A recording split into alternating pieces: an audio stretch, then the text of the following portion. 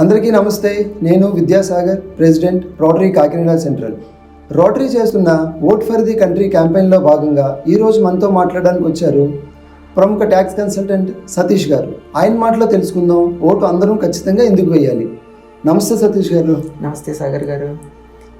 మే 13న జరగబోయే ఎన్నికల్లో మనందరం కంపల్సరీ ఓటు వేయాలి.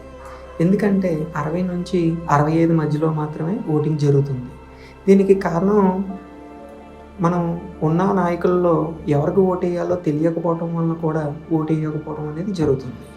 దీనికి మనం ఉన్న వాళ్ళలో ఎవరైతే బెస్ట్ అనుకున్నామో వాళ్ళకి ఓటు వేయండి.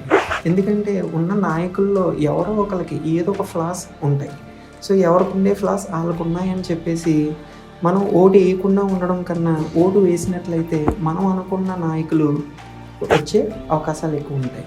సో మే 13 జరగబోయే ఎన్నికలకు కంపల్సరీ ఓటేద్దాం. Thank you. అది చూశారు కదా సతీష్ గారి మాటల్లో, ఉన్న నాయకుల్లో ఎవరో ఒకరినైతే మాత్రం ఖచ్చితంగా ఎన్నుకోవాలి, అంతేగాని ఓటు వేయడం అనేది మాత్రం మానకూడదు. సో అందరం ఓటేద్దాం. Vote for the country. Thank you. నేను Vidyasagar, president, Rotary Kakinada central. Thank you so much.